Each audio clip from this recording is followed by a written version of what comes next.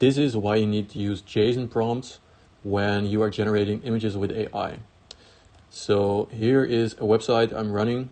This is to create AI images of clothing pictures to get more views, get more likes, get more favorites, and more sales.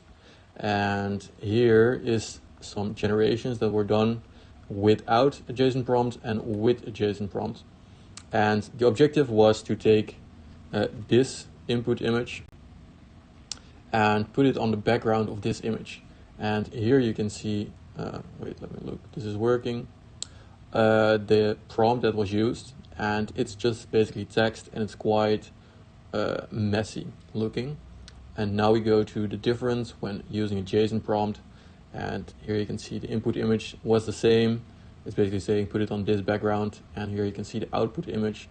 It looks way better. It actually did what was asked. And here you can see using a JSON prompt for computers, but also even for humans, it's just really structured what the purpose is and what to do with the information. And that way the AI can way better understand what to do with every specific part. So for the background, we want this, for the item, we want this, for the placement, we want this.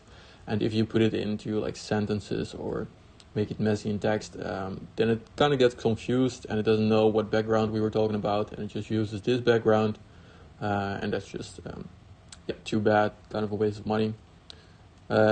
So yeah, that's what we did. We just added it to the studio mode of Fintify.com. Now you can use these backgrounds and you'll get images like this, which are really helpful on Vinted or I think D-pop in America. So yeah, use JSON prompts. You can ask AI, hey, can you make this prompt into a simple JSON prompt? Paste your prompt in here and you'll get the JSON prompt, and you can just use that. So JSON prompts. Thanks for watching. Bye.